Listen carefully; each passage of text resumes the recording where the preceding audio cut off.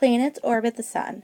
In this video, you're going to learn about the elliptical shape that all planets orbit has, and then also what causes or what allows planets to actually orbit the sun. So this is an animation of our solar system.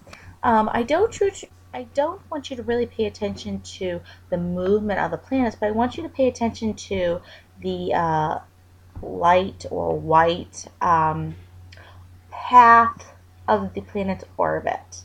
All right, notice what shape the orbits are of all of the planets. Okay, so remember, the orbit is the path that the planet takes. It's almost like the road or the trail that it's traveling along.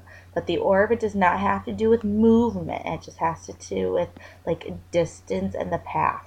Okay, I hope this animation helps because it really shows the different orbits of all the planets, including our lovely and demoted Pluto.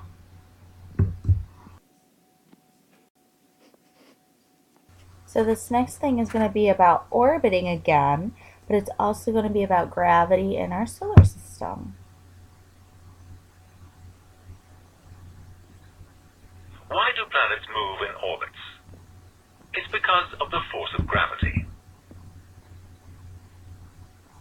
Because of the sun's gravity, each planet would fall straight towards the sun if it was not moving sideways at high speed. The Earth travels at 30 kilometers per second. This is exactly the right speed to keep it moving in a circle called an orbit. A smaller object will stay in orbit around a larger one because of the combination of its high speed and the force of gravity between them. A comet has an elliptical orbit that takes it close to the sun. The gravitational pull on a comet is weakest when it is furthest from the sun. The closer it gets to the sun, the faster it travels because of the pull of the sun's gravity. When a comet is near the sun, it warms up and some of the ice melts and forms a tail. So now what I want you to do is I want you to answer these questions on loose leaf and turn it into your tray. So, on which of these planets would the sun's gravity be strongest? Is it Mercury, Earth, or Pluto?